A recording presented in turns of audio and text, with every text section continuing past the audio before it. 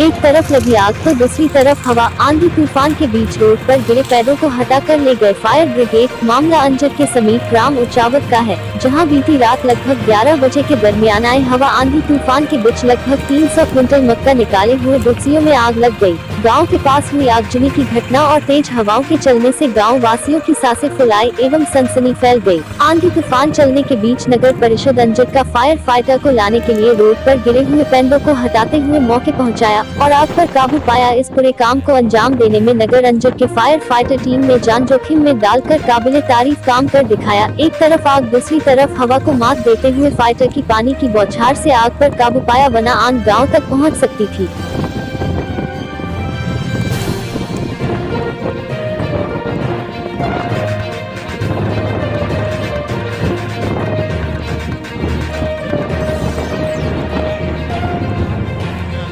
वही आज अंजद क्षेत्र में जहां एक और मजदूरों के बाहरी राज्यों से वापस आना बदस्तूर जारी है, जहां महाराष्ट्र में कोरोना महामारी के फैलने व मजदूरों के लौटने से गांवों के लोग दहशत में हैं। इसके साथ ही सुरक्षा को देखते हुए पंचायतों के सचिवों द्वारा मजदूरों की जांच करवाने सहित अपने घरों में क्वारंटाइन नियमों का पालन करने और घरों से बाहर नहीं निकलने की समझाइश दे रहे हैं, ताकि संक्रमण का खतरा न रहे। वर्तमान स्थिति को देखा जाए तो केवल शहरी क्षेत्र में क्वारंटाइन सेंटर में एक साथ बड़ी संख्या में मजदूरों को ठहराने की व्यवस्था सुनिश्चित है, लेकिन मध्य प्रदेश के पड़ोसी राज्य महाराष्ट्र और गुजरात से लॉकडाउन में पलायन करके आए सैकड़ों की तादाद में मजदूर अभी भी बिना किसी जांच के ग्रामीण क्षेत्रों में घूम रहे हैं। ऐसी एक मामला आज सुबह अंजद के समीप ग्राम मोहीपुरा में देखने में आया है, जहां पंचायत सचिव द्वारा कंटेनमेंट एरिया से बिना किसी जांच के गांव में आए अमृत पिता कैलाश को स्वास्थ्य परीक्षण करवाने का कहने पर उसने पंचायत सहसचिव मनोज सोलंकी को अभद्रता पूर्वक गालियां देते हुए नदी में डुबोकर मारने की धमकियां दी,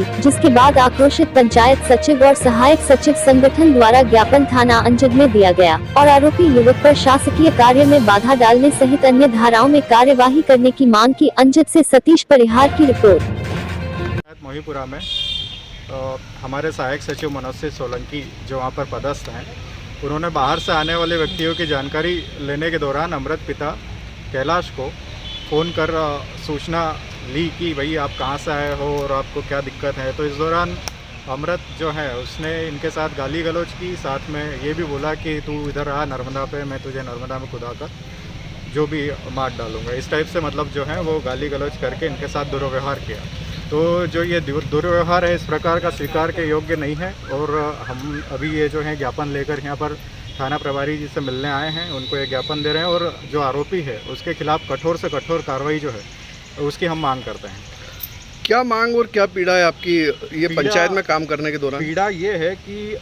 हम जो है जिस दिन से लॉकडाउन हुआ है उस दिन से सीमित संसाधनों के बाद भी गांव में लोगों के बीच जाकर उनकी जो जानकारियां हैं वो जुटाकर